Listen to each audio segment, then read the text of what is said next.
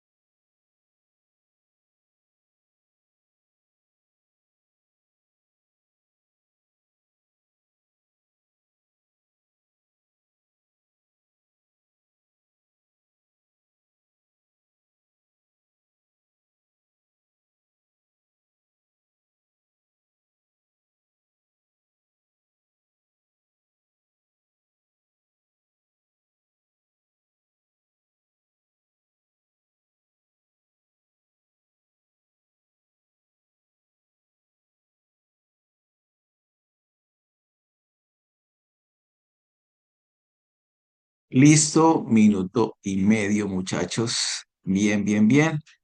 Entonces, la altura con respecto al suelo de un patinador que recorre una rampa en forma de U se muestra en la gráfica.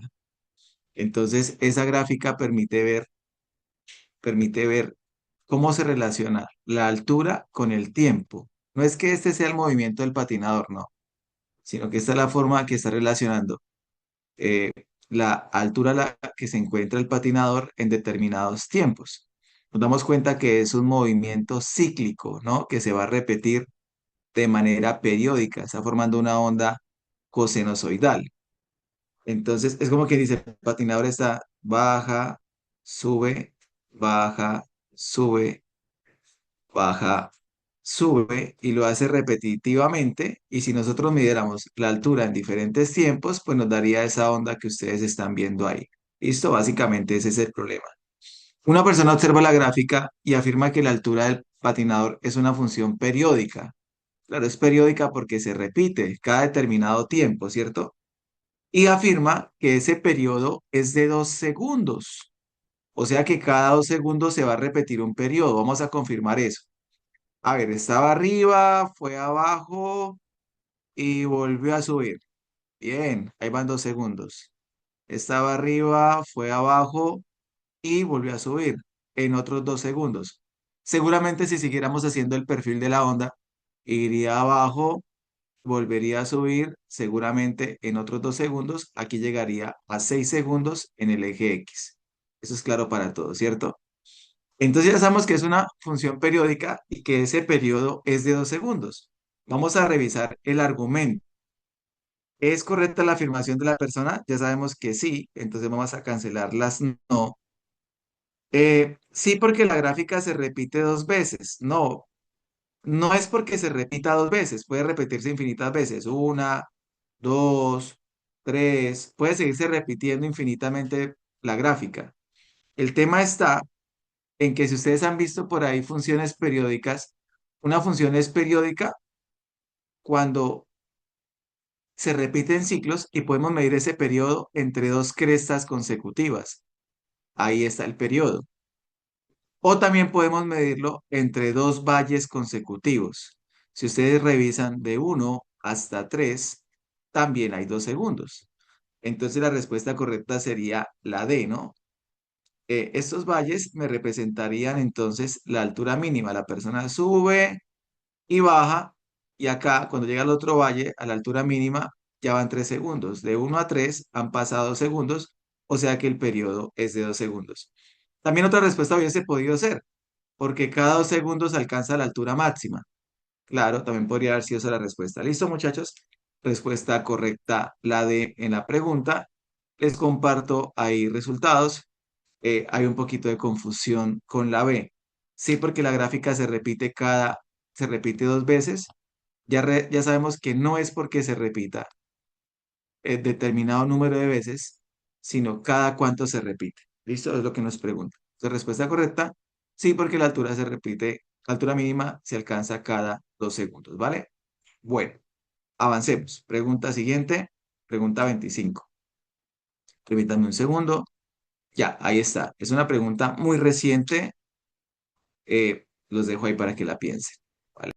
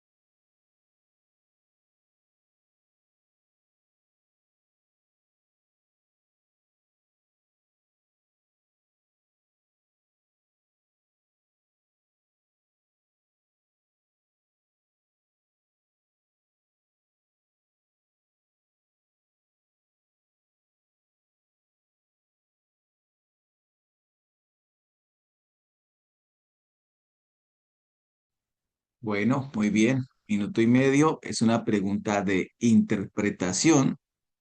Básicamente nos están dando una cantidad de puntos ahí que relacionan, si ustedes leyeron el contexto, la cantidad de hembras con el número de crías que se producen por hembra. Aquí dan el promedio, ¿no? El promedio de crías es de 20 por hembra. Vamos a buscar ese 20 por acá. Estaría por acá, ¿cierto? Ese es el promedio de crías por hembra. Ojo con esa pregunta, muchachos. La desviación estándar es de 6. El texto planteaba que son datos atípicos aquellos que estén a más de 2 desviaciones estándar. Entonces, por favor, ayúdenme a contar. Cierto que estamos en 20, ese es el promedio. En 26, o sea, más o menos por acá, llevaría los que están en una desviación estándar por arriba. ¿Están de acuerdo? Más o menos por acá en 26, en 14 estarían los que están una desviación estándar por abajo, ¿verdad? Si yo sigo sumando 26 más 6, 32, estarían los que están a 2 desviaciones estándar por arriba del promedio y de 14 me bajo a 6, o sea, si le resto 6, me bajo a 8. Entonces, muchachos, todos estos que acabo de hacer acá, todos estos que acabo de encerrar acá, se consideran datos típicos, datos típicos. Y la pregunta dice que cuál de las siguientes opciones muestra la gráfica que contiene únicamente los datos que son atípicos. Entonces yo quiero que por favor se fijen todos en ese puntico que quedó por acá. Alguien que me responda, ¿ese dato es típico o atípico, muchachos? Ese puntico que me quedó solito por acá, este que está acá Típico. abajo. Atípico, ¿verdad? Es atípico porque si este era el promedio, yo bajaba una desviación hasta 14, bajaba otra desviación hasta 8 y este dato se encuentra por acá abajito, quedó por fuera de las 2 desviaciones estándar por debajo. Y si ustedes leen ese puntico, yo lo puedo proyectar acá. ¿Cuántas hembras serían, muchachos? ¿Cuántas hembras, más o menos? ¿Cuántas? Tres, ¿no? ¿Cuántas?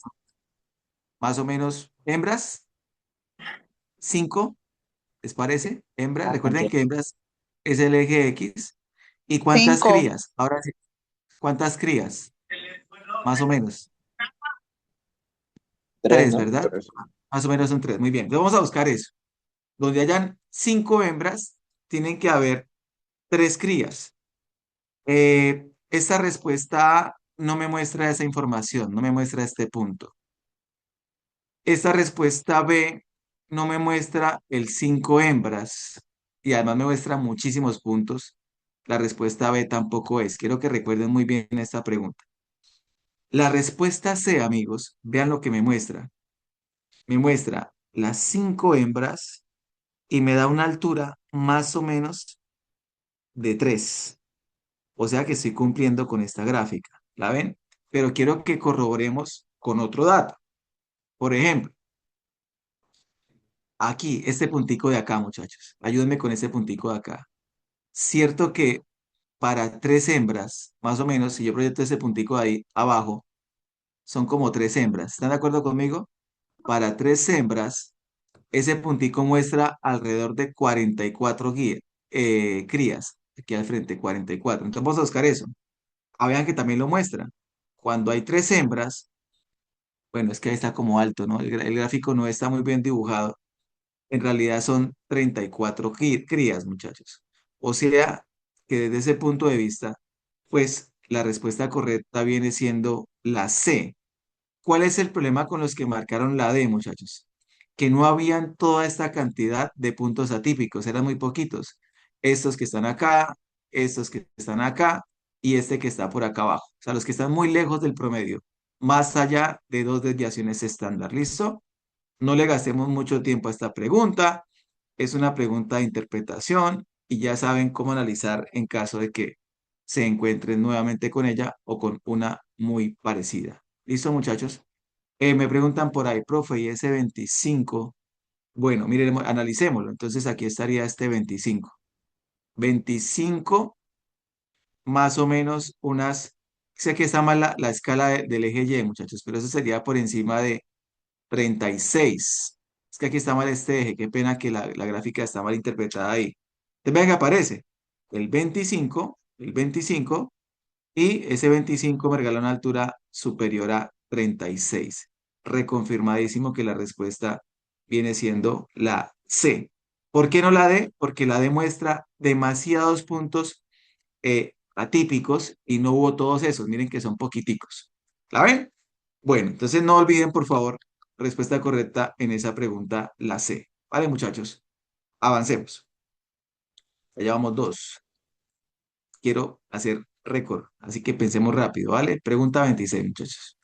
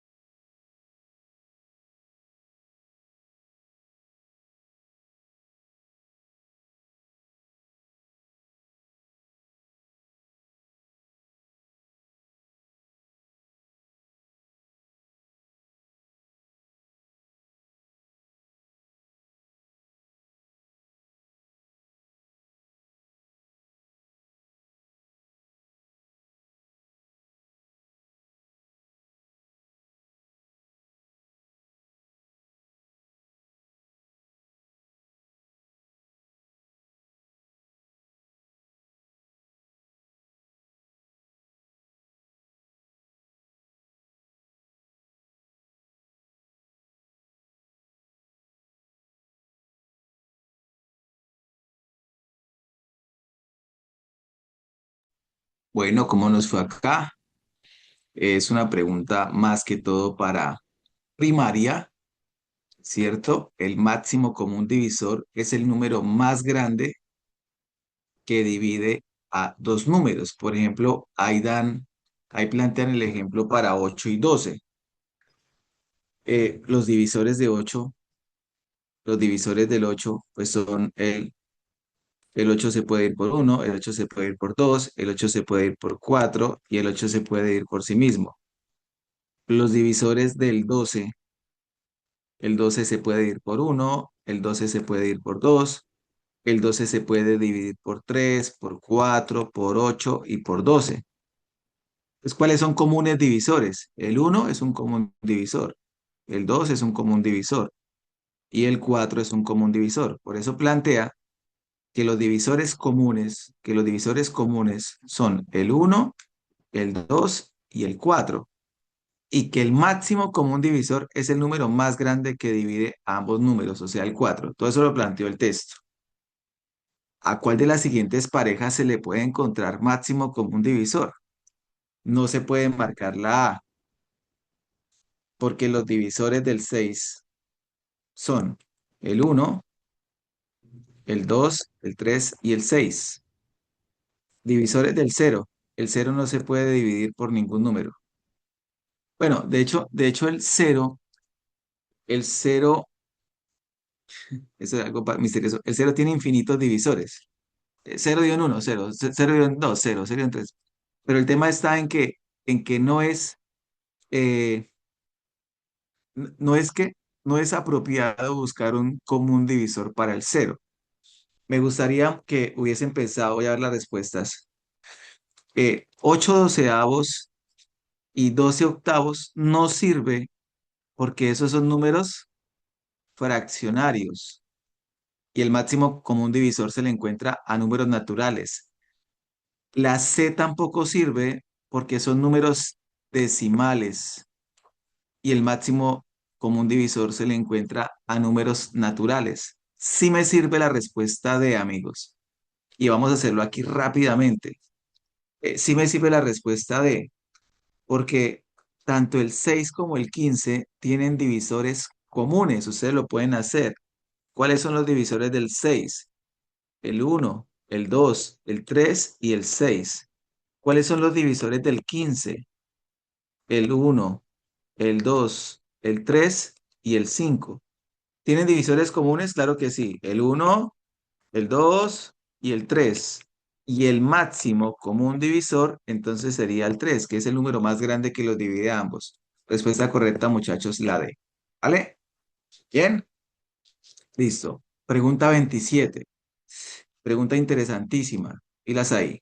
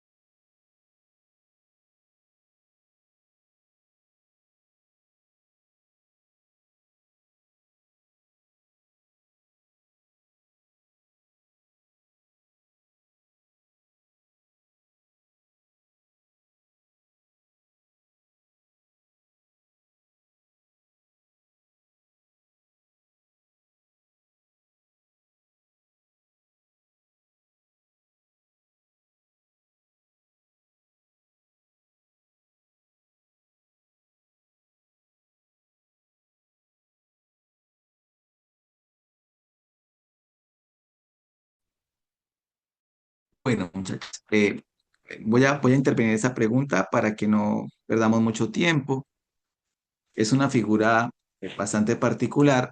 Está conformada por, dice el texto, que por dos trapecios. Yo creo que todos ustedes lograron identificar el primer trapecio, que era así más o menos, ¿verdad?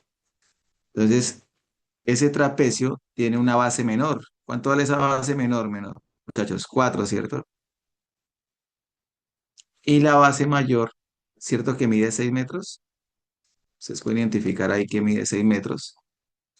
La altura forma un ángulo de 90 grados. La altura pues es esta, ¿no? La altura mide 3 metros. Listo, muchachos. Valdría mucho la pena, vean que la prueba aquí es bastante exigente. Debemos calcular el área de ese trapecio. Dice, paso uno, calcular el área de cada uno de los trapecios y multiplicar por 2. Pues se multiplica por 2 porque es que hay dos trapecios.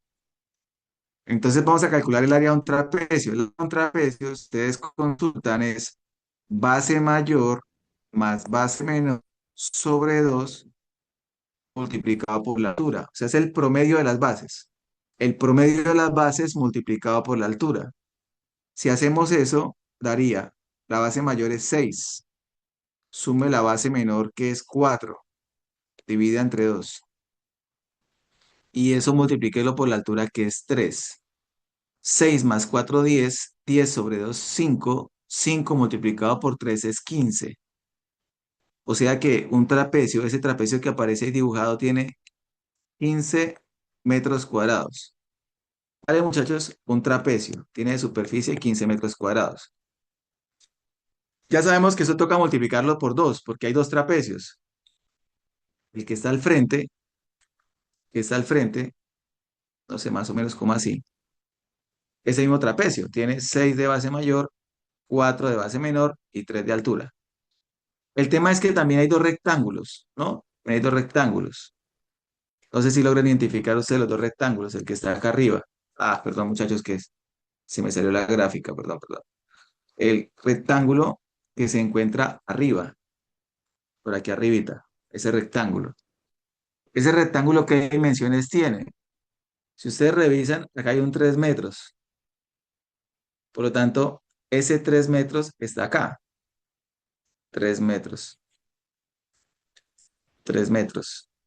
O sea que ese rectángulo, muchachos, tiene 3 metros por 6 metros de largo. O sea que ese rectángulo tendría por área, si uno recuerda el área de un rectángulo es base por altura. O sea que 6 por 3 me daría 18 metros cuadrados. Ese es el área del rectángulo. Ya llevo dos áreas. Ya llevo tres áreas en realidad. La de los dos trapecios, 15, y la del rectángulo, 18 metros cuadrados. ¿Alguien puede ayudarme para saber que me están entendiendo? ¿Qué rectángulo falta? ¿Cuál rectángulo falta? ¿El de qué por qué? ¿El de cuánto por cuánto? Creo que Tres es por el de tres. 3 por 3, ¿no? Muy bien, Riago. Falta este rectángulo de atrás. Ese que tiene 3 por 3. En mi figurita sería el que quedaría allá atrásito, el de 3 por 3. Entonces ese rectángulo sería 3 por 3, 9 metros cuadrados. Ese se quedaría este rectángulo de la parte de atrás. O sea que tenemos 2 de 15, 15 metros cuadrados, más 15 metros cuadrados, o sea, los dos trapecios, más el rectángulo de arriba que nos dio 18 metros cuadrados, más el cuadrado de la parte de atrás, un rectángulo de la parte de atrás que nos dio 9 metros cuadrados. Si sumamos eso, 15 más 15, 30, más 18, 48, más 9, 57. O sea que la respuesta sería la B. Pregunta bastante compleja, vean, pero me alegra pues que la escogieron la mayoría de los presentes. 57 metros cuadrados. Creo que lo más complejo no es recordar el área de los rectángulos, sino cómo calcular el área de un trapecio. Suma las dos bases, la base mayor y la base menor, se divide por 2 y se multiplica por la altura. Listo, muchachos, no olvidar ahí por favor esa pregunta. Bien, pregunta 28. Es una pregunta relativamente sencilla si conocemos el concepto.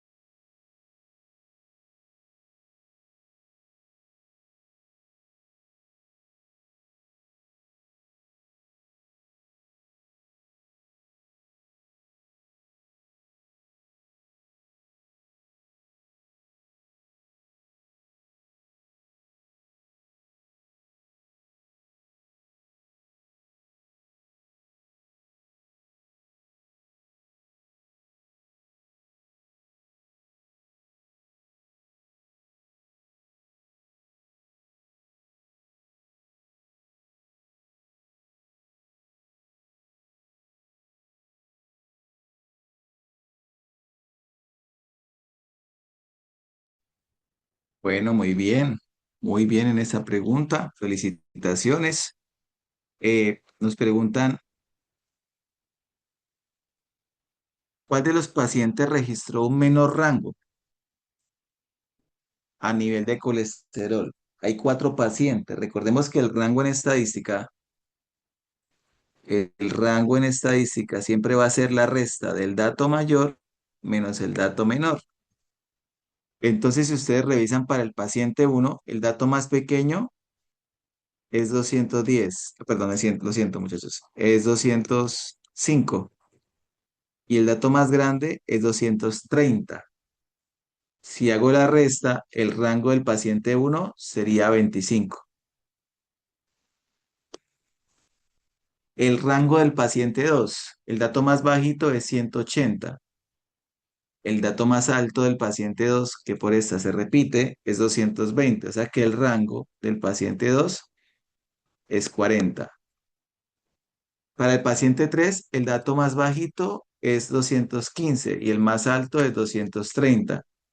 O sea que el rango del paciente 3 es 15. Le hacemos la resta. Y para el paciente 4, el rango estadístico sería el dato más bajito, que es 190, y el dato más alto, que es 220. Si hacemos la resta, el rango vale 30. De los tres controles, ¿cuál de los pacientes registró el menor rango del nivel de colesterol? Paciente 3. ¿De acuerdo, muchachos? ¿Sí o no? Paciente 3, ¿verdad? Entonces, felicitaciones. Ahí tuvimos un casi 60% de acierto. Es una de las preguntas más fáciles que hay en estadística en la prueba de estado. Hallar el rango. Es la resta del dato mayor menos el dato menor. Solo que la gente olvida ese concepto estadístico. Entonces, como sé que el domingo se lo van a evaluar, atención para no olvidarlo. ¿Listo? Simplemente restar el dato mayor menos el dato menor. Bueno, avancemos. Pregunta 29.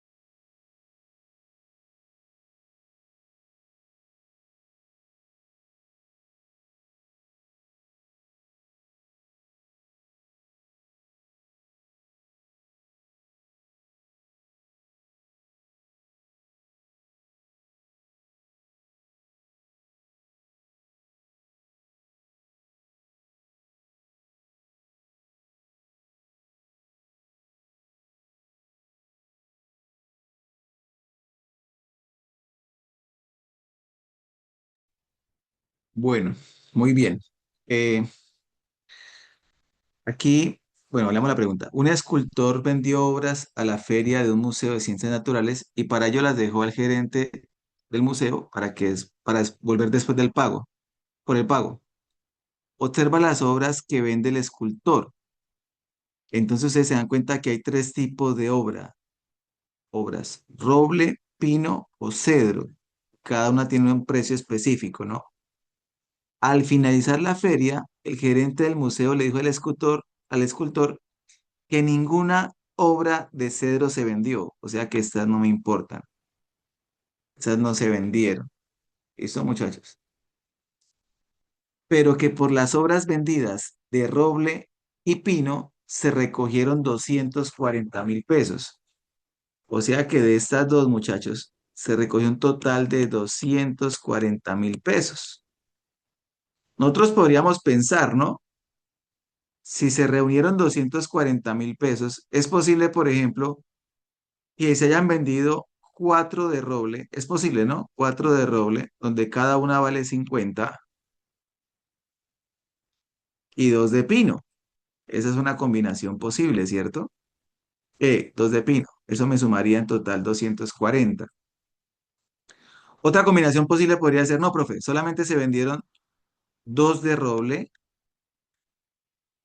eso me suma 100, y se vendieron siete de pino. Dos, tres, cuatro, cinco, seis y siete. Eso me sumaría también 240. Es decir, y justo esa es la pregunta, si el escultor quiere saber cuántas obras de roble se vendieron, ¿qué cantidad necesita conocer? Para poder él saber cuántas se vendieron, pues necesita saber el total de obras vendidas. Para saber cuántas de roble se vendieron, él necesita conocer la cantidad total de obras que fueron vendidas. O sea, la respuesta sería la B. ¿Por qué?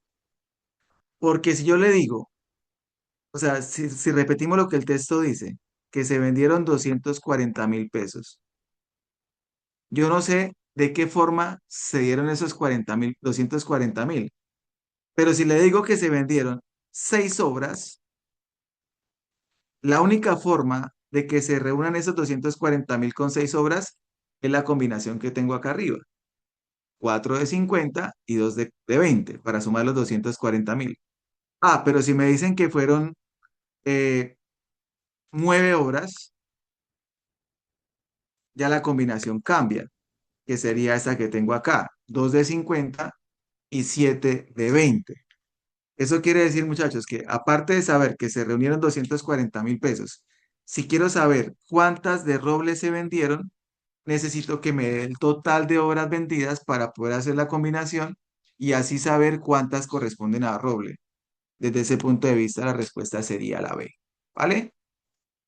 No sé si alguien tenga alguna duda ahí. Es una pregunta de neta interpretación. Bien. Pregunta 30 de este material.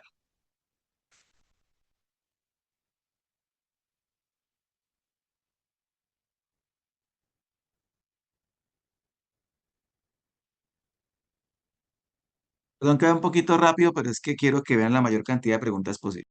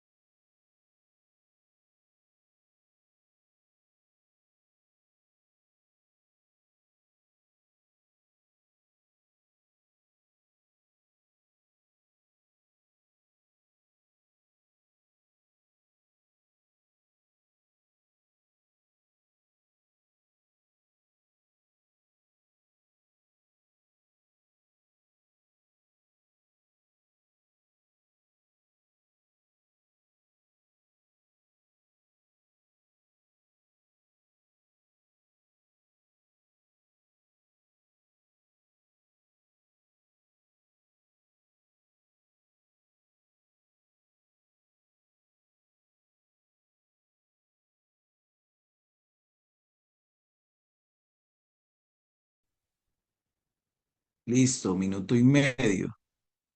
El rating o nivel de audiencia de un episodio de un programa de televisión se puede calcular con esa ecuación. Nos dan la ecuación del rating, muchachos.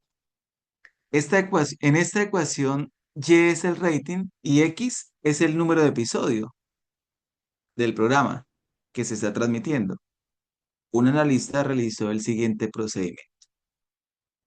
Elevó 20 al cuadrado y lo multiplicó por 0,05. Ahí ya hay una frase importantísima. Yo supongo que ustedes se dan cuenta que elevar 20 al cuadrado y multiplicarlo por menos 0,05 es porque está haciendo esta parte de la ecuación. Multiplicó 2 por 20 es porque está haciendo esta parte de la ecuación. Sumó los resultados de los pasos uno y 2 y le sumó 1. Está haciendo esta parte de la ecuación. Entonces, él como tal está cambiando el valor de x por 20.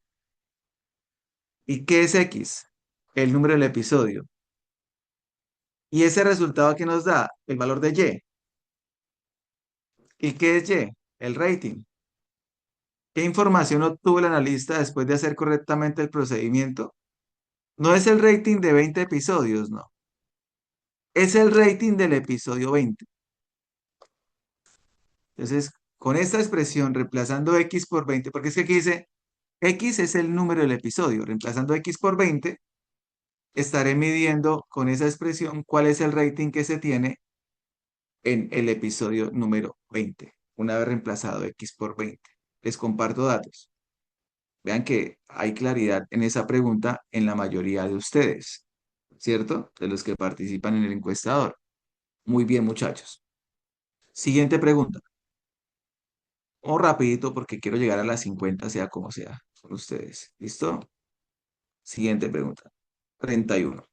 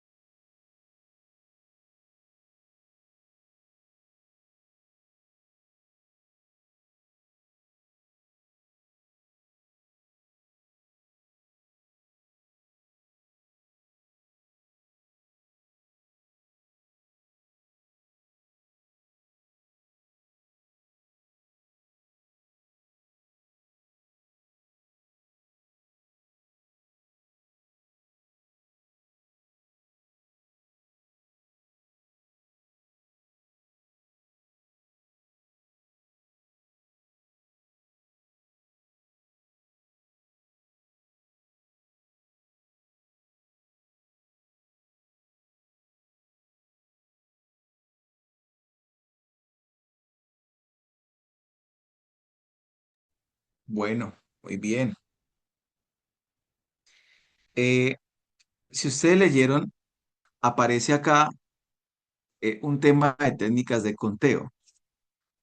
Aparece el tema de combinatoria, que es cuando el orden no importa.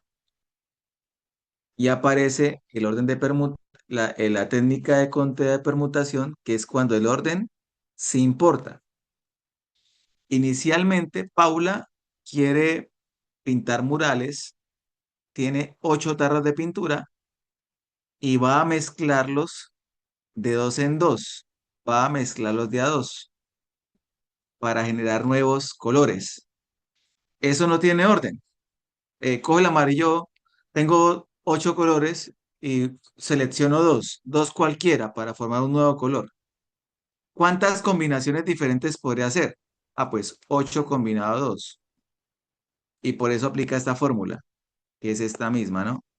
Donde N es el total de colores disponibles y R los que va escogiendo para cada subgrupo de a dos. Recuerden muy bien, ahí no importa el orden. Ahora ella tiene un proyecto en el que necesita crear diferentes banderas de tres franjas horizontales, sin repetir color. Y para hacerlo necesita 10 colores diferentes. En ese orden de ideas, ¿cuántas posibles banderas diferentes hay para crear? Hay que tener en cuenta, muchachos, que por ejemplo, si voy a hacer banderas de tres colores, en el caso de Colombia, amarillo, azul y rojo, sería una bandera diferente así fuera, por ejemplo, rojo, amarillo, azul. Sería una bandera diferente, ¿cierto? O sea que al escoger 10 colores, perdón, al escoger tres colores, tres franjas horizontales, de los 10 colores posibles que hay, en estas banderas el orden sí importa. No es lo mismo amarillo, azul, rojo que rojo, amarillo, azul. Serían banderas diferentes a pesar de estar conformadas por los mismos colores. Desde ese punto de vista, en el segundo problema no es una combinación, es una permutación, ¿verdad? Eh, por lo tanto, no voy a escoger la respuesta A por dos razones. Uno, porque es la fórmula de combinación. Y dos, porque recuerden que n es el número total de elementos. Ella está poniendo 3 arriba y son 10 colores posibles. Entonces la A no puede ser por eso. La B, si bien se parece a la fórmula de permutación, que es la que tengo aquí al lado derecho superior, el tema está en que 3 son los elementos que conforman cada subgrupo y no son n. N es 10, por lo tanto la B no es. C, si bien escoge bien n, el tema está en que es la fórmula de combinatoria. Y no porque ya sabemos que en las banderas el orden importa. Por tal razón, la respuesta correcta, muchachos, sería la D. Porque en la D, ella sí coge la fórmula de permutación porque el orden importa para las banderas. Tiene 10 colores posibles y va a formar grupos de a tres para hacer banderas de tres franjas. Respuesta correcta, la D. Vale, muchachos. Ahí la mayoría de los que participaron lo hicieron muy bien. Muy bien por eso. Bueno, siguiente pregunta. Vamos para la pregunta 32. 32. Cuando mañana hayamos terminado este trabajo conmigo, yo mañana tengo la última franja de la noche, de 9 a 10 de la noche, para finalizar el curso de Kepler. Eh, Usted se irá el día domingo para la prueba con toda la seguridad de haber resolvido todas las preguntas de la prueba 2026 primer semestre. Eso será una ventaja para usted. El domingo lo podrá evidenciar. Así que de ya me hago comerciales, por favor, mañana a la última hora no me vayan a faltar, de 9 a 10. Ustedes que han sido los 100 más juiciosos. Bueno, pregunta 32.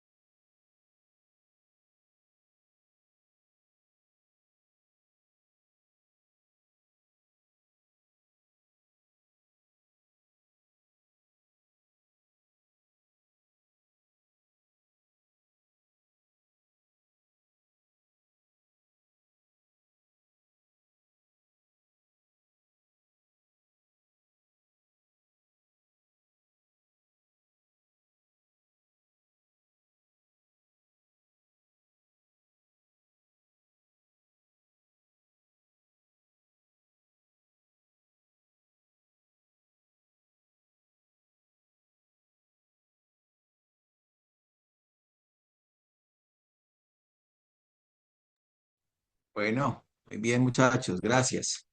Entonces, qué lindo esto, dan 86% de acierto, 87%.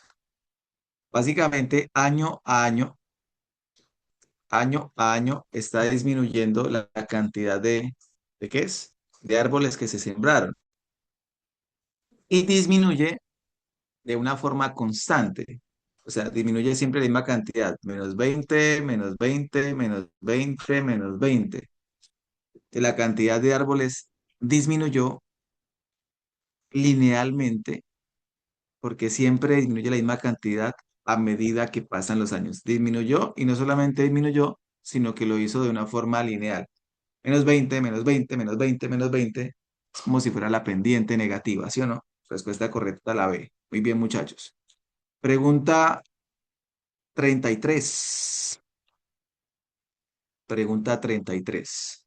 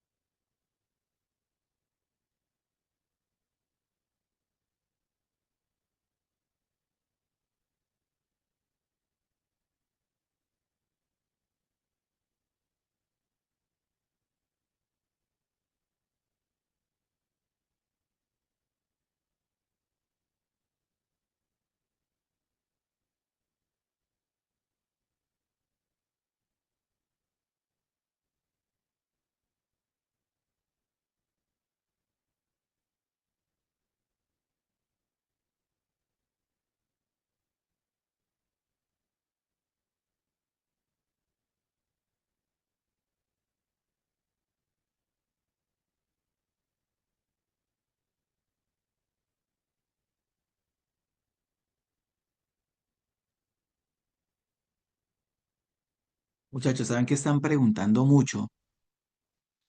Están preguntando mucho si los estudiantes entienden que cuando se dé el volumen, cuando se dé el volumen de un cuerpo, eso están preguntando mucho. He visto esas preguntas mucho últimamente. Es mucha atención, están preguntando mucho. Están preguntando mucho, pero que hay gente que está entrando. Si cuando se da el volumen de un cuerpo, o sea, el espacio que ocupa, el estudiante es capaz de identificar que ese volumen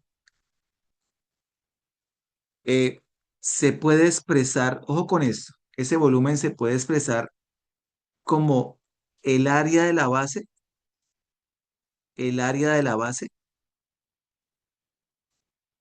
multiplicado por la profundidad, o sea, por la altura. Están multiplicando mucho eso. Están preguntando mucho eso, perdón. Pero ¿qué es lo que están preguntando? Si el estudiante es capaz de identificar que si conocido el volumen,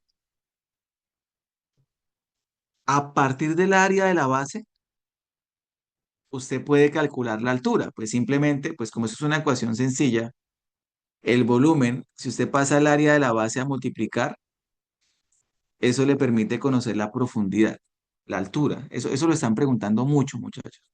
Eso es una habilidad, pues yo no sé si eso es un tema, pues es una habilidad de despeje de ecuaciones y también de comprensión geométrica. Pero más allá de eso, pues, les digo así ese datico para que lo tengan en cuenta, que están preguntando mucho eso.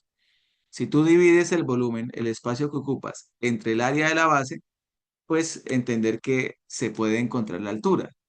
Ahora, hago aquí una adicional. El área de la base puede ser cualquier figura.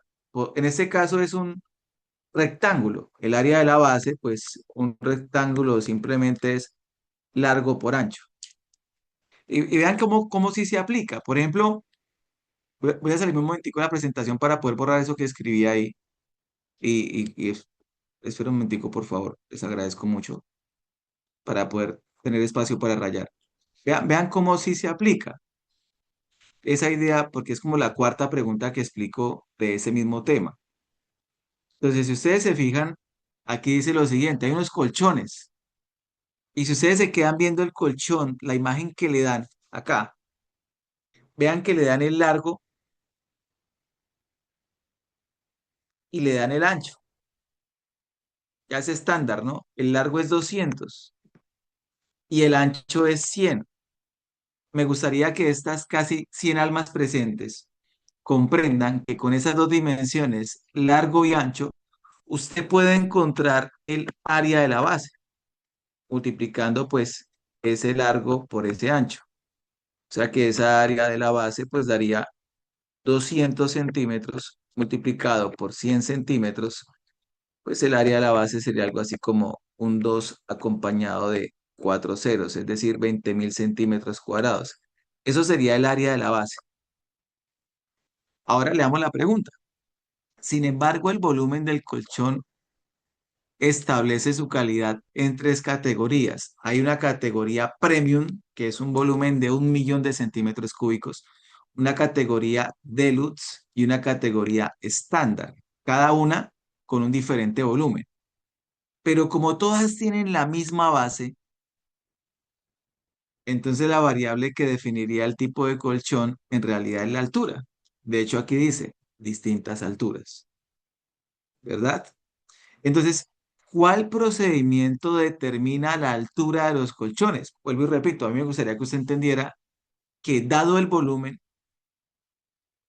pues usted lo que va a hacer es que lo va a dividir en el área de la base y eso le permite encontrar la altura. No olviden esa explicación, muchachos. Entonces, respuesta A, dividir entre 10.000 el volumen de cada categoría. Entonces uno pregunta, ¿y este 10.000 de dónde lo sacaron? Porque yo lo que tengo que dividir es entre el área de la base, y el área de la base no nos da para nada 10.000, nos da 20.000. O sea, la respuesta A no puede ser. Respuesta B, sumar el largo y el ancho del colchón. No, eso no tiene ningún concepto geométrico. De pronto el perímetro si lo preguntáramos por dos, pero aquí no nos sirve para nada eso. Multiplicar el largo y el ancho sí para encontrar el área de la base como lo hicimos acá. Respuesta C, dividir entre 10.000 el volumen de cada categoría. No, porque no es 10.000. Estoy buscando dividir entre el área de la base, que ustedes y yo ya sabemos que es 20.000, que salió de multiplicar 200 por 100. De la respuesta, muchachos, así descartando si es la D. Revisemos por qué. Multiplicar el largo y el ancho del colchón.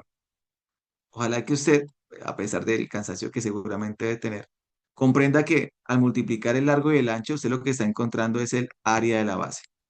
Ya lo hicimos acá. Dividir el volumen de cada categoría entre el resultado del paso uno, es decir, entre esa área de la base. Claro, porque si tú divides el volumen de cada categoría entre el área de la base, pues estarías encontrando las distintas alturas. ¿Qué es lo que preguntan? ¿Cuál procedimiento determina la altura de los colchones? ¿Vale, muchachos? Es una pregunta bastante interesante. Vale mucho la pena que la recuerden. Bueno, vamos a la pregunta 33. Ya llegó el maestro Oscar a darnos ese empujón final para ciencias naturales con el área de biología, muy importante. Entonces no olviden que mañana conmigo tienen la última franja de 9 a 10. Yo les agradeceré muchísimo que no me falten para terminar esa sesión de matemáticas, dejar ese cuadrillo completamente listo, ¿vale? Los invito a que compartan con el maestro Oscar. Maestro Oscar, muy buenas noches. Estos chicos, a pesar del cansancio, Muy muy buenas admirable lo que están haciendo. noches, maestro Diego, y a Bien, todos los chicos presentes que Buenas noches. aguantan hasta estas jornadas tan largas. Felicitarlos, así ¿no? es. Sí, sí, sí, muy lindo, muy lindo, muy lindos y lindas las muchachas. Chicos, feliz noche. Se quedan con el mejor. Muchísimas gracias. Feliz Chao, chao. noche. Chao, Gracias, profe. Listo, maestro. Chao, maestro. Buenas profe. noches. Buenas Muy noches. bien, Chao, muchas gracias. profe. Gracias. Gracias, Y una chao. feliz noche para todos también. Vamos a iniciar o vamos a continuar con el trabajo que estuvimos haciendo hace un par de días.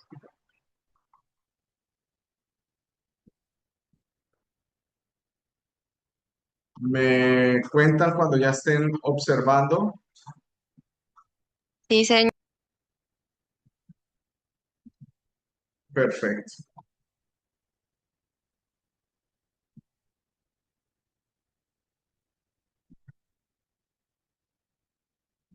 Vamos a ver a dónde habíamos quedado nosotros. Uh,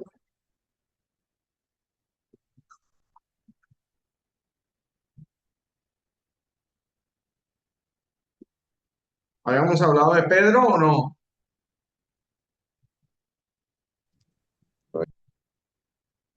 ¿Esta no la habíamos alcanzado a hacer? No, señor. Ok, entonces quizá antes. Ya.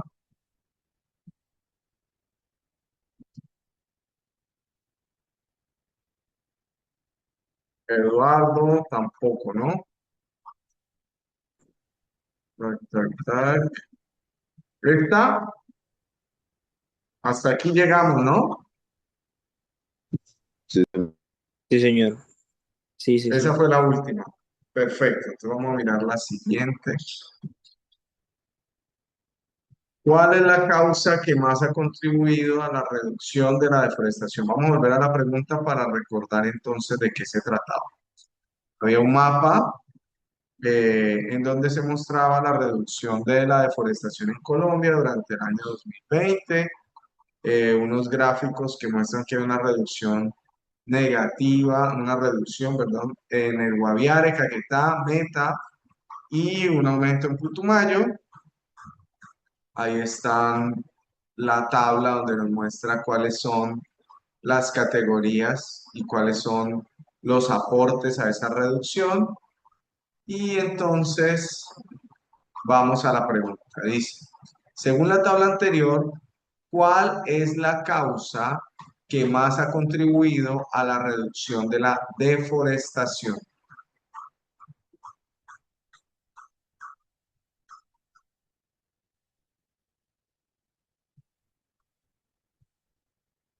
Me dicen si tengo que volver a la tabla. Profesor, la encuesta, por favor. A mí sí me puede hacer el favor de subir un momentico a la gráfica. Claro. Gracias.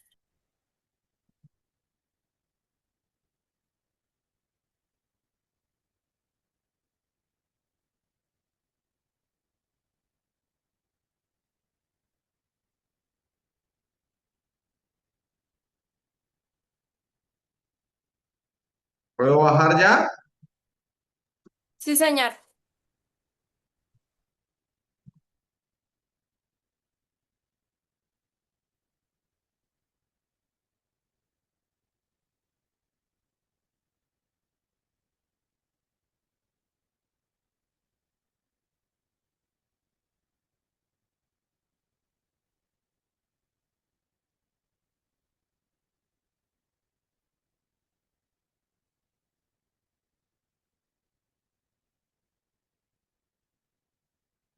¿Alguien desea responder esta?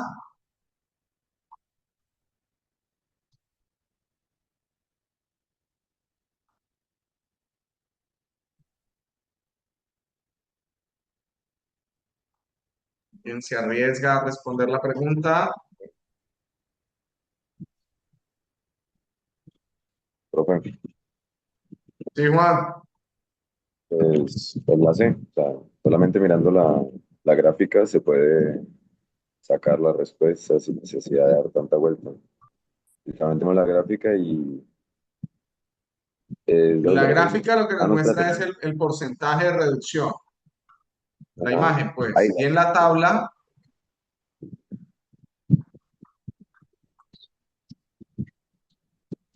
sí, sigue. Y en la tabla, Y en la tabla nos muestran exactamente esos porcentajes. O sea, como podemos ver, la minería extractiva aumenta, o sea, contribuye a la deforestación, que literalmente Por sería aquí. pues el porcentaje más alto de contribución, ¿no? Ya que los otros restan.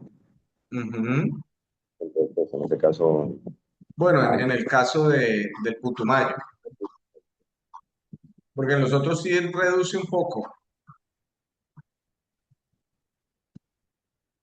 Bien, entonces cogiste la C, ¿no? Ganadería y agricultura.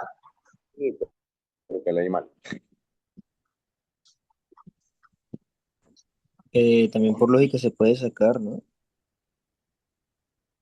Porque además de que la tabla demuestra que la ganadería y la agricultura intensiva en porcentaje es lo que más afecta, ¿no?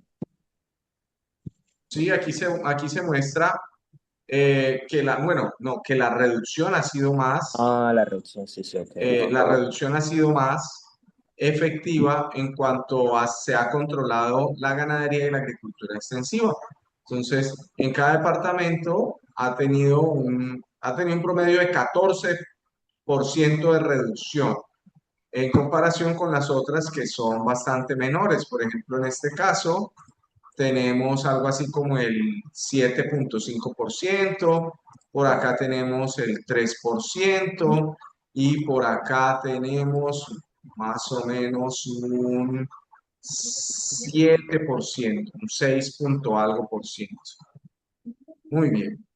Entonces, efectivamente, la, el control de la ganadería y la agricultura extensiva es lo que ha hecho una reducción más importante.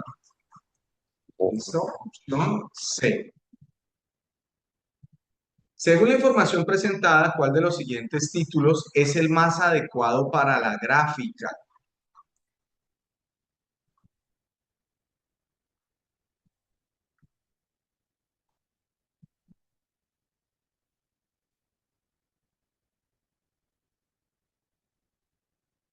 Dale, Jorge.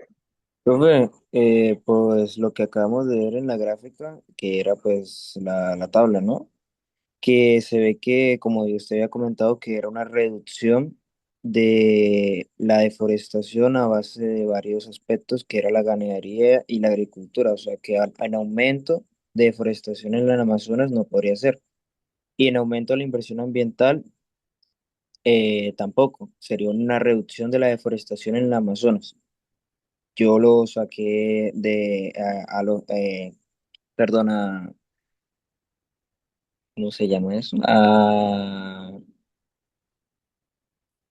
No, yo soy muy, a lógica, ¿no? O sea, la tabla lo dice.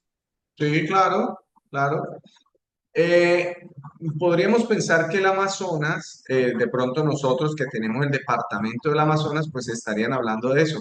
Pero lo que se está hablando es más de la región de la Amazonía colombiana, de la cual hacen parte un montón de departamentos, no solamente el Amazonas, sino todo lo que es el piedemonte amazónico que tiene que ver con Putumayo, Caquetá, Meta.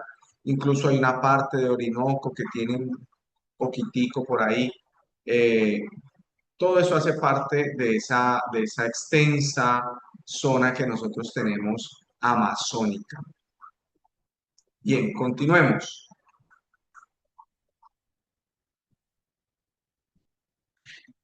Esto es de física, de química, física.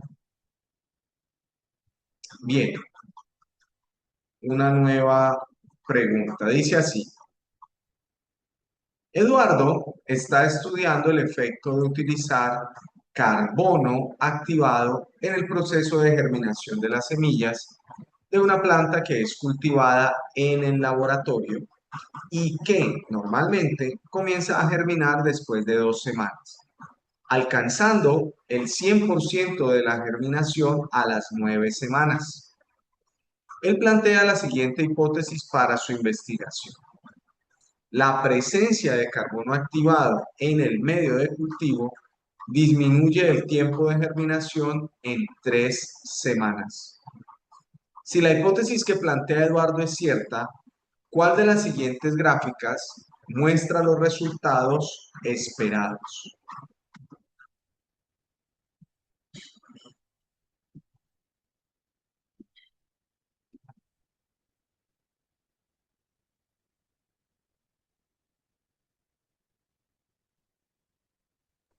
Profe, ¿me podría permitir ver la hipótesis de Eduardo, por favor? Discúlpame, Jorge. ¿Me podría permitir ver la hipótesis de Eduardo, por favor? Que no. Claro, ahí está.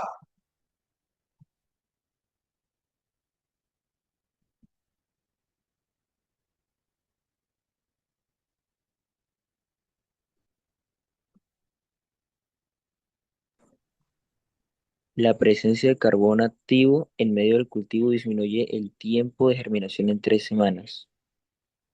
El La ti- presencia de carbono activo, ¿qué? Disminuye el tiempo de germinación en 3 semanas. Entonces hay que estar. Ajá, esa hay que- es. Ajá, ok. Esa es la hipótesis de.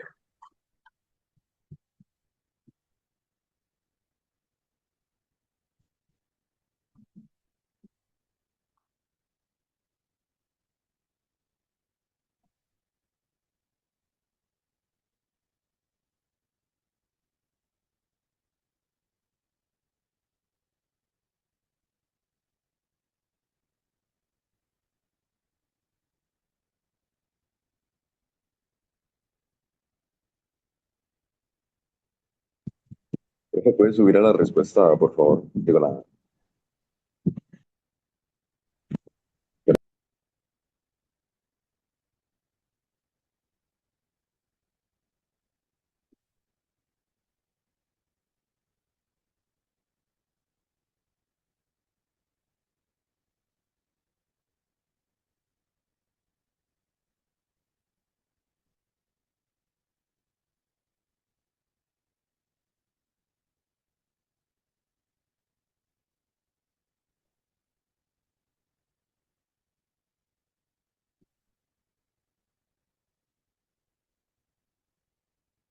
¿Alguien desea responder la pregunta?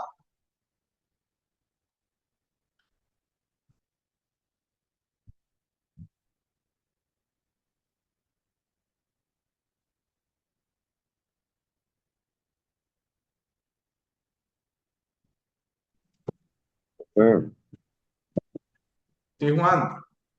En la hipótesis que da Eduardo, prácticamente no nos están diciendo que con presencia de carbono activado va a germinar más rápido que con ausencia. Así es. Entonces, en ese caso sería la C. La opción C. Ahí está. O sea, tipo de que con presencia de carbono activado a la primera semana o después de la primera semana ya habrá germinado en su 100%. En cambio que con ausencia de carbono activado pues se demoraría más, justamente es lo que ejemplifican. Y pues la B y la D es como si terminaran al tiempo, en la misma semana, tipo, no sale el rango de la primera semana. Exactamente. Y la A Y en la A es al revés. es al revés. Es el carbono activado quien retrasa la germinación, ¿verdad? Muy bien. Excelente. Gracias, Juan.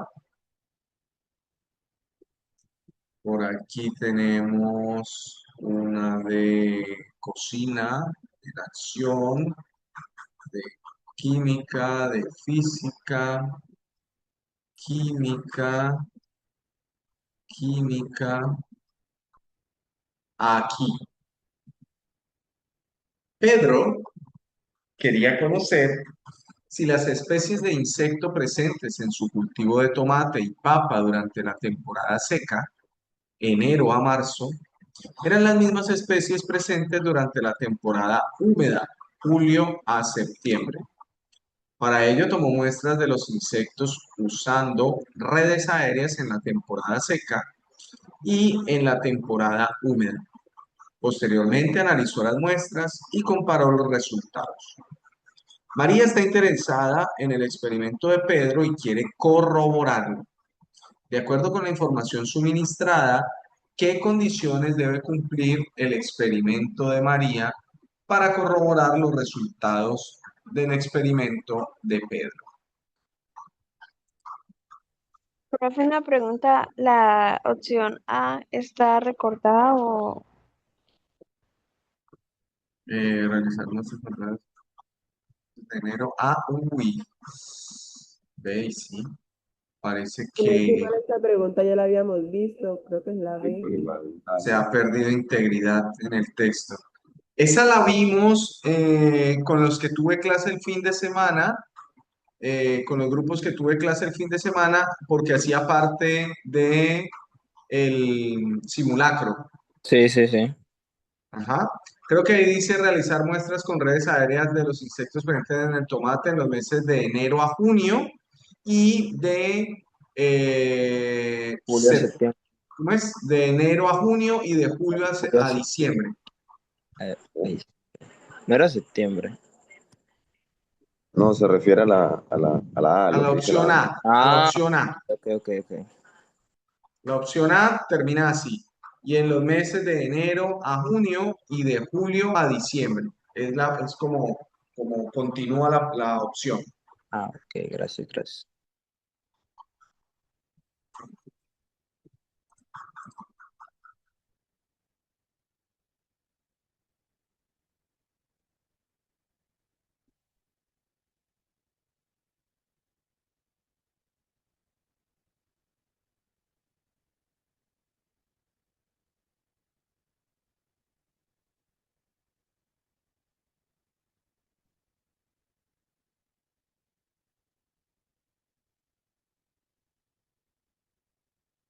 Elizabeth,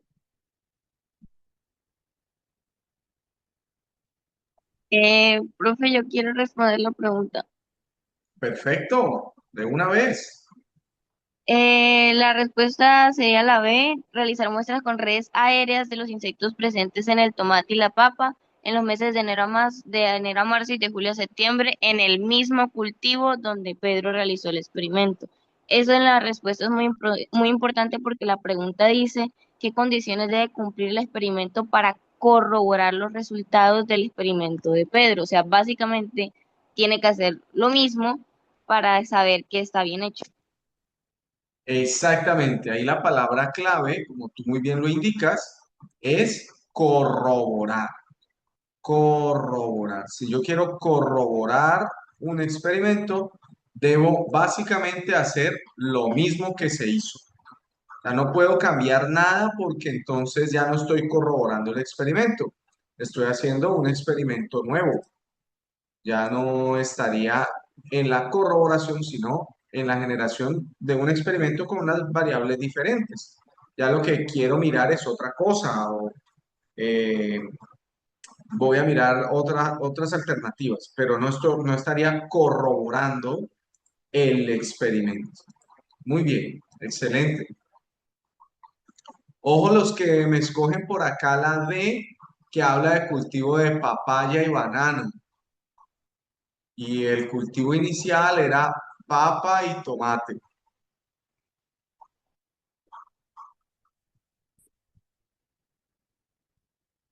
Bien, continuemos. ¿Qué hay acá? Sí, esta está bien. Dice, muchas gracias, Elizabeth. Durante los últimos 10 años, una población costera ha notado un aumento en la aparición de corales albinos. Un investigador de la región propone como hipótesis que el aumento se debe al incremento en la temperatura promedio anual en este lugar. Sin embargo, al recolectar más información del área, se da cuenta de que la temperatura promedio anual no ha cambiado y que desde hace 12 años una fábrica de productos de cuero vierte sus desechos en la costa y contamina las aguas donde crecen los corales. Teniendo en cuenta la nueva información, la hipótesis explica el aumento de corales albinos. No. Participar. Ailín, ¿tú la quieres responder? Sí, Sí, perfecto. Bueno, dame 30 segundos, hacemos votación y entonces la respondes. ¿Te parece? vale.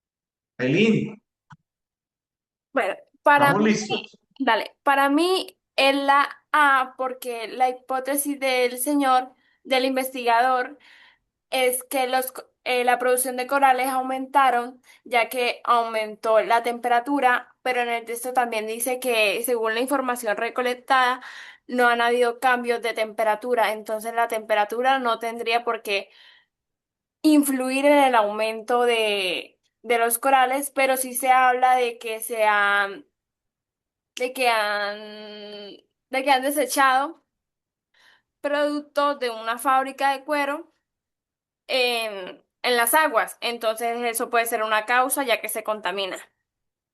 Muy bien, muy bien. Además dice que la temperatura promedio anual no ha cambiado, ¿cierto? Muy bien, excelente. Así es. Porque la otra opción dice no, porque no se indica cuánto varía la temperatura en la zona de mayor crecimiento de los corales marinos. Pero pues ya dice ahí que la temperatura promedio anual no ha cambiado. Bueno, bien.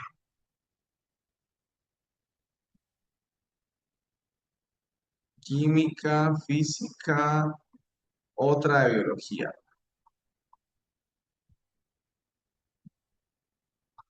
Gracias, Aileen.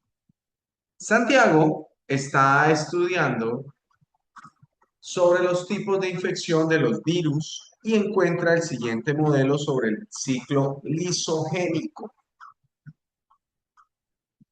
ADN viral, cápsula viral, ADN bacteriano. Únicamente ingresa el ADN viral. El ADN viral se inserta en el ADN bacteriano. Bacteria con profago se reproduce generando nuevas bacterias con el ADN viral. Separación ocasional del profago puede replicarse, producir estructuras virales y matar a la bacteria para liberarse o volver a unirse al ADN bacteriano. Y el ciclo se repite. ¿Cuál de las siguientes predicciones se puede derivar del modelo presentado?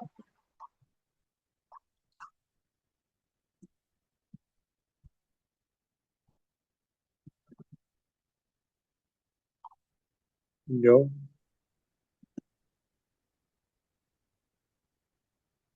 Dime, me gustaría responder a esa pregunta. por favor, claro que sí, danos unos segunditos que las personas puedan votar e inmediatamente te doy la palabra, ¿ok?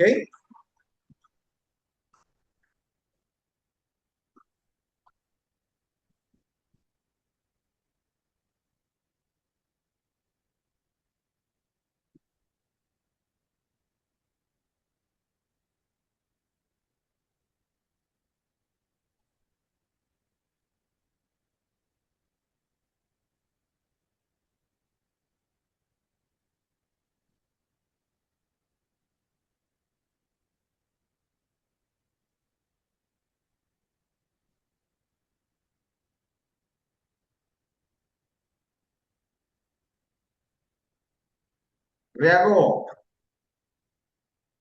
Bueno, yo creería que es la D, principalmente porque el modelo muestra que cuando la bacteria se reproduce, eh, también se multiplica consigo el ADN viral. Entonces puede crear muchos virus de una manera que uno no puede notar fácilmente.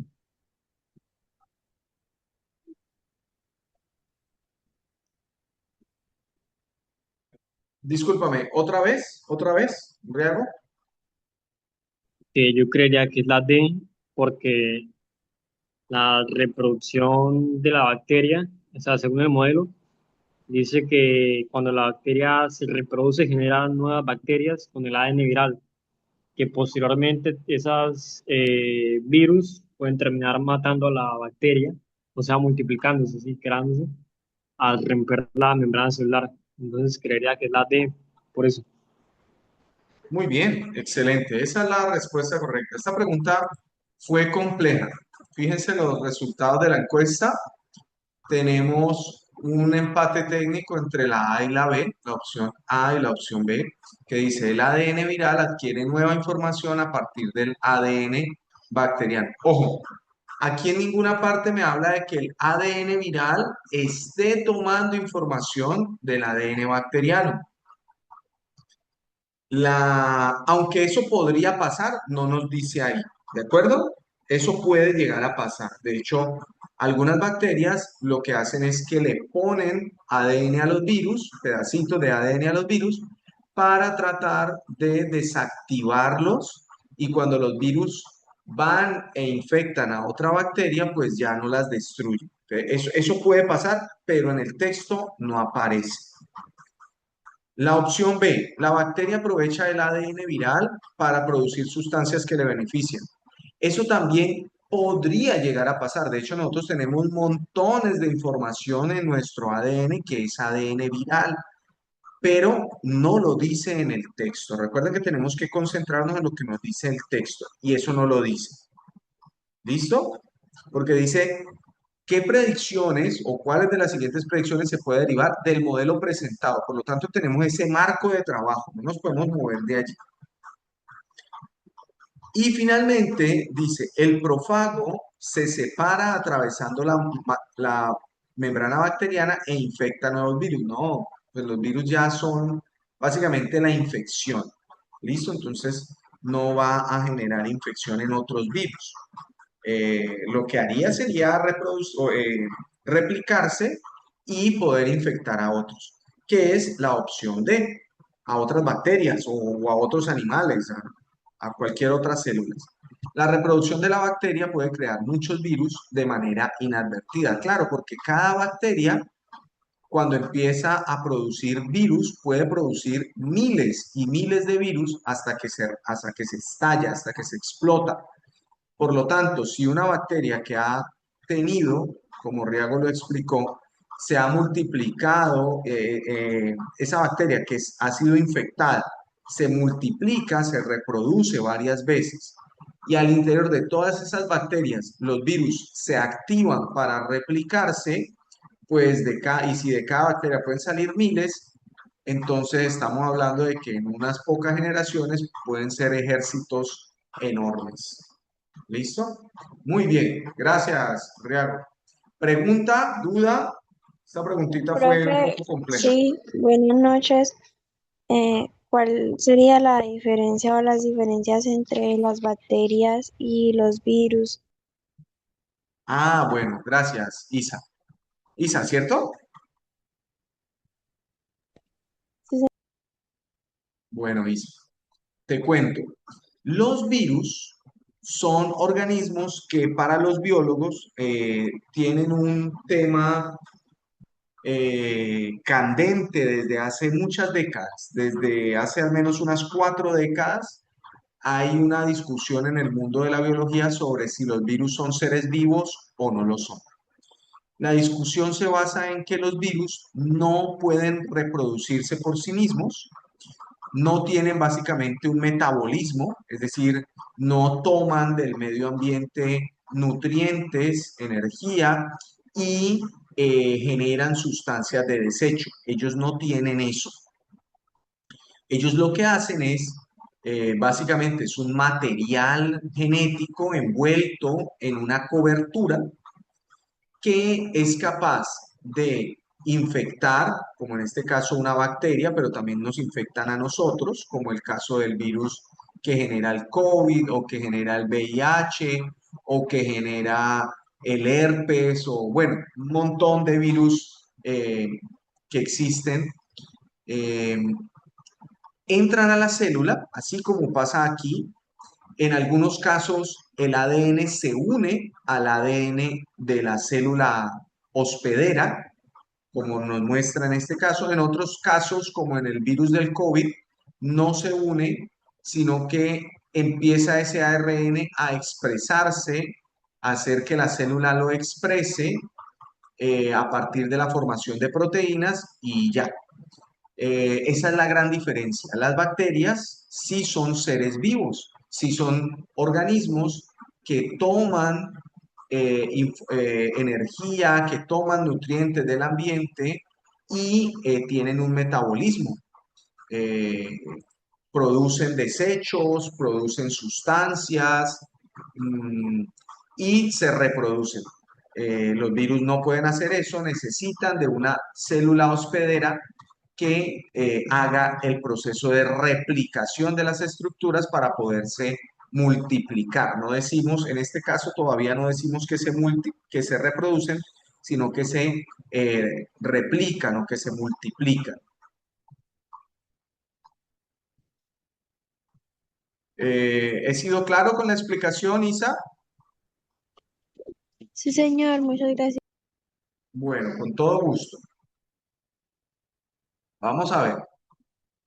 La siguiente pregunta dice, un profesor en la clase de genética enseña que los cromosomas son estructuras formadas por hebras de ADN que contribuyen a mantener la información genética de cada especie organizada y son esenciales en la transmisión del material hereditario. Cada especie tiene cantidades de cromosomas diferentes. Por ejemplo, la jirafa tiene 62 cromosomas, los humanos 46, los gatos 38 y los zancudos 6. Mateo se hace la siguiente pregunta para su proyecto final. Entre más grandes son las especies, mayor será la cantidad de cromosomas que tienen. Para esto investiga y obtiene la siguiente tabla. La conclusión que Mateo reportó en su proyecto fue que la cantidad de cromosomas no depende del tamaño de las especies. Los resultados obtenidos por Mateo permiten respaldar la conclusión dada.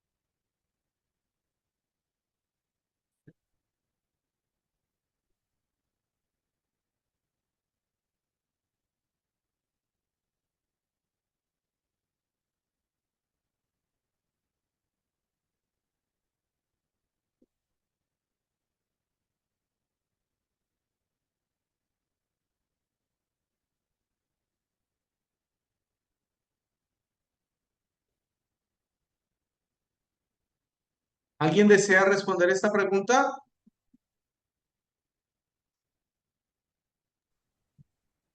Yo, Dale, Aileen. profe, para mí la D, porque en la tabla se muestra que el tamaño de los animales no depende de la cantidad de cromosomas. Un elefante, que es un animal grande y tiene 36 cromosomas, y una mariposa, que es perdón, un animal pequeño, tiene 380 cromosomas. Entonces, el tamaño del animal no depende del número de cromosomas que tenga. Ok, el número de cromosomas no depende del tamaño del animal. Muy bien, excelente, sí. Generalmente esos cromosomas son muy pequeñitos, no son como los nuestros. Nosotros tenemos, ¿cuántos tenemos nosotros los humanos? 46. 23 46, pares. no, o 23 pares. Nuestros cromosomas son bastante grandes, bastante grandes. Podemos tener alrededor de unos eh, miles de genes por cada cromosoma, unos 1500, 2000, incluso más genes por cada cromosoma. En cambio, en la mariposa puede que solamente sean unos pocos genes por cada cromosoma. Claro, son numerosos, pero son pequeñitos. Podrían ser un par de decenas o tal vez unos cientos, no más que eso, por cada cromosoma. Muy bien, continuamos. La planta de energía de una ciudad, esto creo que es CTS, a ver,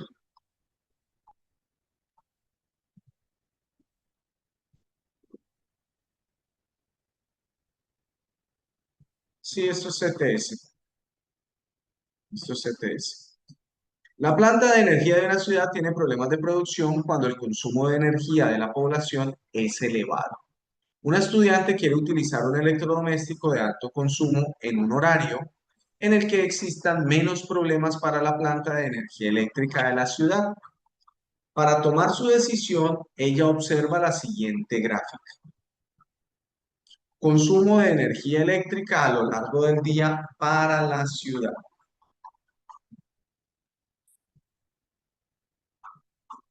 A partir de la información anterior, ¿en qué intervalo del día la estudiante debe utilizar su electrodoméstico para aprovechar para aprovechar el mejor desempeño de la planta de energía eléctrica?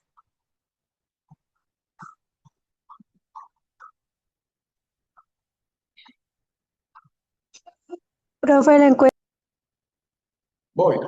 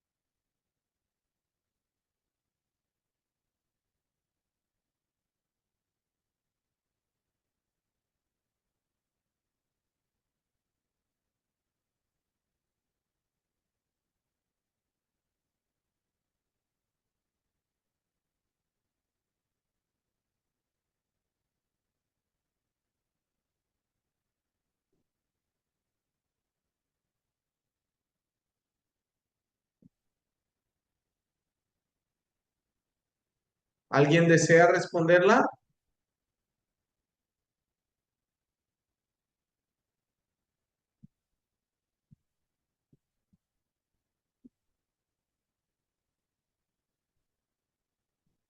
Vea pues. Profe, Dime, Aileen. ay, tengo sueño. Porque en la gráfica lo muestra así, o sea, se dice que la persona quiere utilizar un electrodoméstico en el momento del día en el que menos problemas tenga la planta eléctrica, y en la gráfica se muestra que entre las 4, hay menos problemas de energía, y a las 10 también hay menos problemas de energía, y eso lo muestra la opción A. Pues para mí la... Entre las 4 y las 10 de la mañana, Profe, pero, ajá, ajá, Pero también hay que ver que de 10 a 16 es menor que de 4 a 10. A ver, de aquí a acá, ¿cierto? Vamos a tener un pico. En cambio, de aquí a acá, ese pico está mucho más Profe, yo en pequeño. buenas noches, buenas noches. Profe, resulta y sale que habla sobre el consumo de energía a lo largo de la ciudad. Entonces sabemos que si hay picos grandes es donde más se consume la energía, pero cuando hay picos pequeños es cuando realmente hay bajo consumo de energía. Y sabemos que es una planta de energía, no, sabemos que es un producto electrodoméstico que consume mucha energía, o sea, un alto consumo de energía. Entonces, como consume un alto consumo de energía, necesitamos ponerla en un lugar donde la ciudad no consuma tanto para poder tener un buen desempeño en el electrodoméstico. Por ende, está en el intervalo de 10 y 16 horas. Hasta aquí. Ajá. ¿Qué es lo que pasa? Que lo que nos dice es que cuanto más consumo energético haya, más problemas tiene la planta para producir esa energía o para mantenerla. Entonces, la chica que está bastante consciente del asunto, lo que quiere es utilizarla en un momento en el que la planta no se vea sobreesforzada. Y ese es el momento donde el pico de consumo de energía es menor. Por lo tanto, sería entre las 10 de la mañana y las 4 de la tarde. Ahora, que la verdad es que eso no es cierto o sea, en la realidad, eso no es cierto. La mejor hora para utilizar electrodomésticos como lavadoras, que uno puede dejar en la noche trabajando y sacar la ropa al otro día, pues es aquí, porque es cuando menos consumo, la gente ya está durmiendo, entonces en ese horario, pues prácticamente no hay consumo energético en las casas. De hecho, en algunos países donde la energía tiene valores diferenciales entre los momentos, como dice en este ejercicio, los momentos donde hay pico de consumo, la energía cuesta más plata y los momentos donde no hay casi consumo, la energía cuesta mucho menos dinero, entonces las personas tienden a utilizar electrodomésticos en la noche, por ejemplo, licuar, por ejemplo, planchar, lavar la ropa. Algunas personas que tienen electrodomésticos, por ejemplo, para la elaboración de pan, que uno pone una máquina y ella en 2, 3 horas mezcla, hace toda la mezcla y hace el pan ella sola. Eso se hace en la noche cuando uno ya se va a la cama, porque es el momento en el que la energía vale mucho menos. En nuestro país tenemos una tarifa plana entre día y noche, no importa si hay mayor consumo, menor consumo, no importa. Eh, Todo vale lo mismo, pero hay otros países en los que esos consumos sí son diferenciales.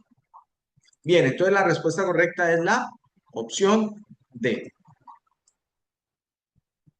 ¿Preguntas? No, ya entendí. Ya caí en Ok, cuenta. bien. Sí, a ver, la gráfica nos confunde un poco, intenta confundirnos. Recuerden, no se dejen confundir de eso. Bueno, esta ya la hemos hecho muchas veces, ¿verdad?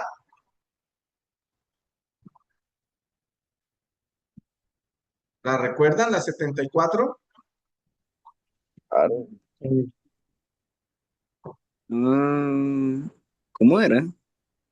Sí, ¿Cómo era? claro. Bueno, hagámosla entonces. En una zona dedicada a la agricultura, los agricultores aplican fertilizantes ricos en fósforo, nitrógeno y potasio al suelo para mejorar el crecimiento de las plantas, provocando así un exceso de nutrientes en un lago cercano a la zona, lo cual altera sus características.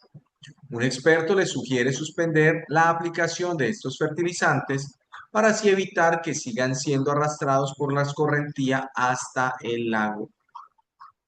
Teniendo en cuenta que los ciclos biogeoquímicos permiten la circulación de los elementos químicos vitales para los seres vivos, evitando que se agoten y de acuerdo con la problemática planteada, ¿cuál de los siguientes ciclos biogeoquímicos resulta más urgente en la recuperación del equilibrio del lago? Suponiendo que los otros siguen funcionando de manera normal.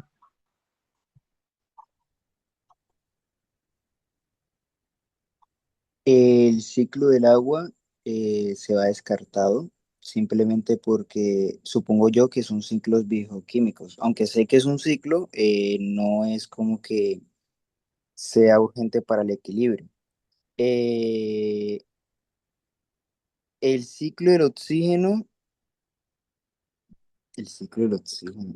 ¿Puedo contestar? Conteste, tranquila, hágale, usted puede. No sé, amigo. Bueno, pero me explica. Aileen, yo pedí. Si no estoy mal, es el ciclo del nitrógeno, ya que se ve que en el texto dice que de eso se forma el componente que se le echa a las plantas, así que el que quedaría afectado es el ciclo del nitrógeno.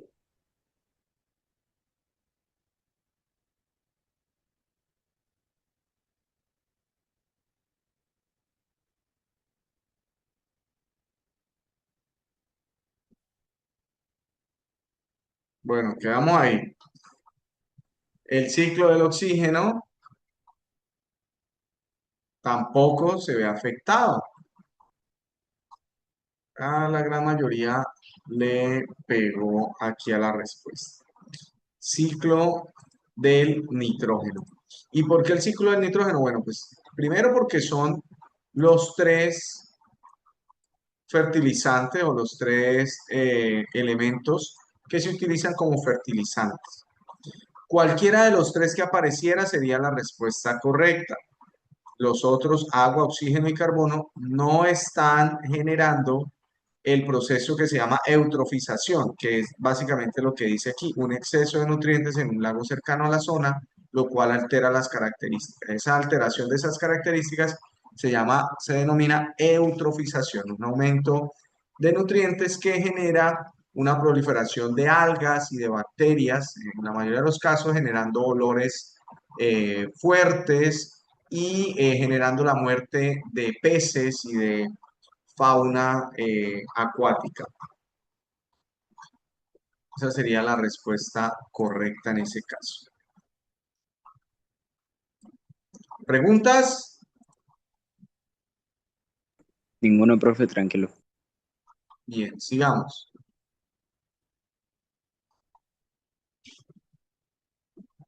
Las enfermedades no transmisibles también se conocen como enfermedades crónicas.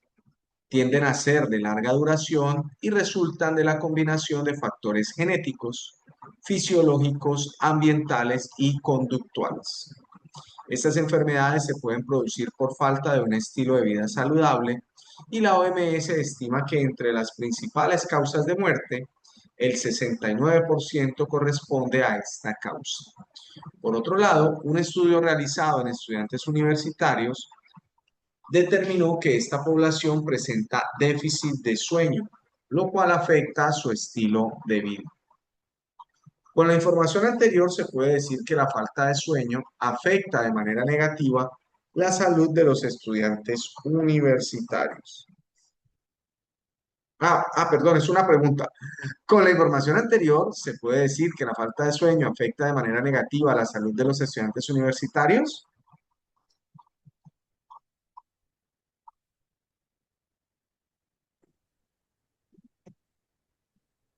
Sí, profe, ¿no? Ah,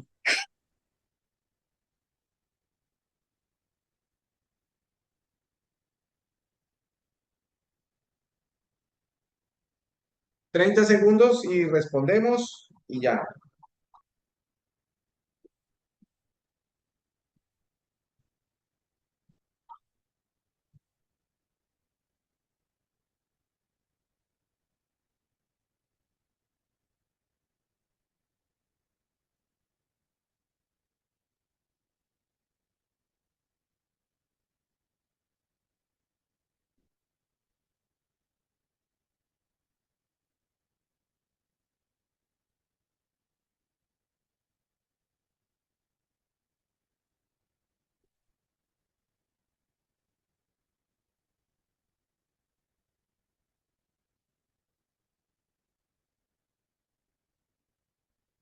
Listo, perfecto.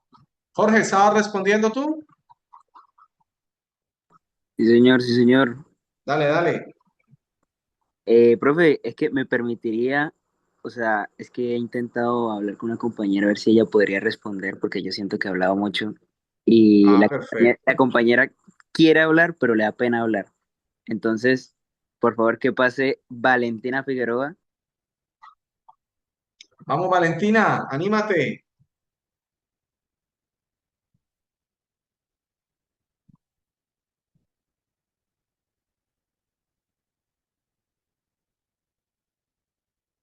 ¿No? Jorge, no. Intimidaste a Valentina. Dale tú, rapidito, Bueno, bueno. para alcanzar a hacer esta seguidilla. Profe, eh, Profe, bueno, qué pena, es que no me servía el hágale. micrófono, no se quería abrir. Ah, ya, ya, ya, perfecto, Valentina. Bienvenida, dale. Buenas noches. Profe, pues para mí la respuesta sería la A, porque dormir pues no es un hábito saludable. Y pues en el texto dice que este estilo de vida poco saludable puede favorecer a las enfermedades no transmisibles. Así que la falta de sueño afectaría negativamente la salud de los estudiantes. Eso es. Puede generar, incluso se ha estudiado mucho la relación de la falta de sueño con el desarrollo de enfermedades neurodegenerativas y muchas otras enfermedades también, incluso cáncer y otras cosas. El sueño es algo muy importante, muy, muy importante. Bien, perfecto. La siguiente dice, de acuerdo con lo expuesto por la OMS, ¿qué se puede concluir de las enfermedades no transmisibles?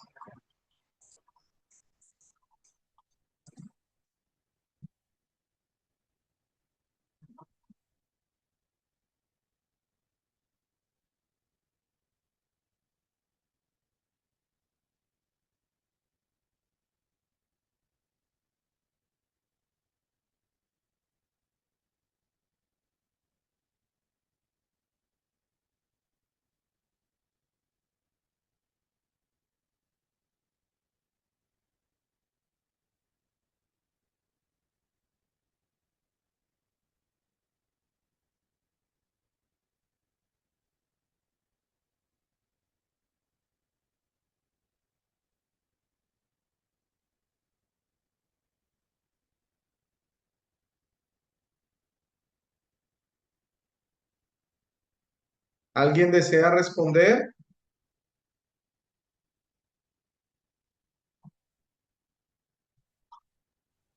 Profe, ¿puedo, yo, Dale, por favor, de una vez. bueno, pues yo digo que la respuesta sería la D, porque el texto explica que estas enfermedades no se contagian, sino que aparecen por factores como la herencia y el estilo de vida. Por eso la opción es la que resume lo de la OMS, que es lo que dice la OMS, perdón, qué pena.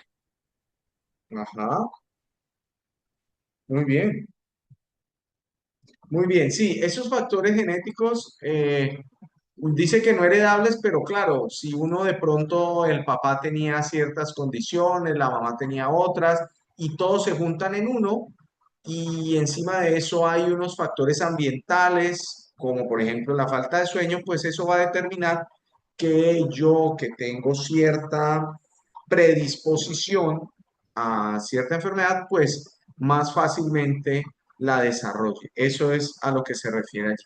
Muy bien, y vamos con la última para irnos a descansar porque me imagino que todos andan ya cansados también. Dice, de acuerdo con la información anterior, ¿cuál de los siguientes resultados puede corroborar la información de la OMS?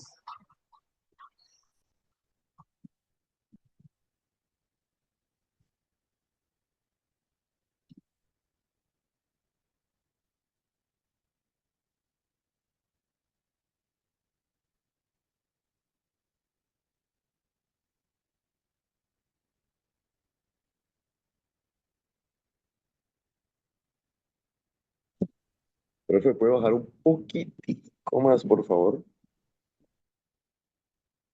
¿Mm? Ahí, Perfecto, muchas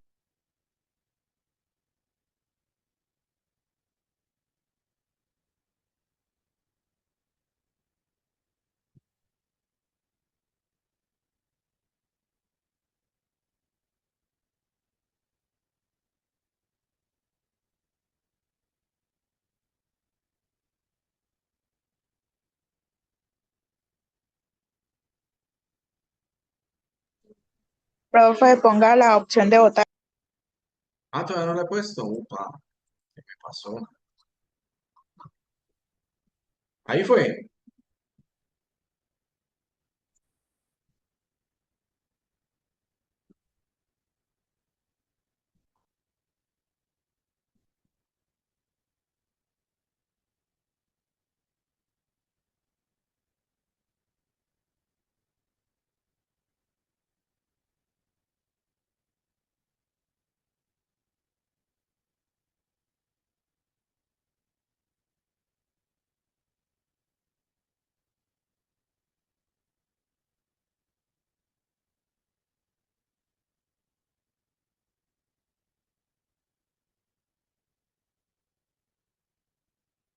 Bien, ¿quién desea responder esta última? No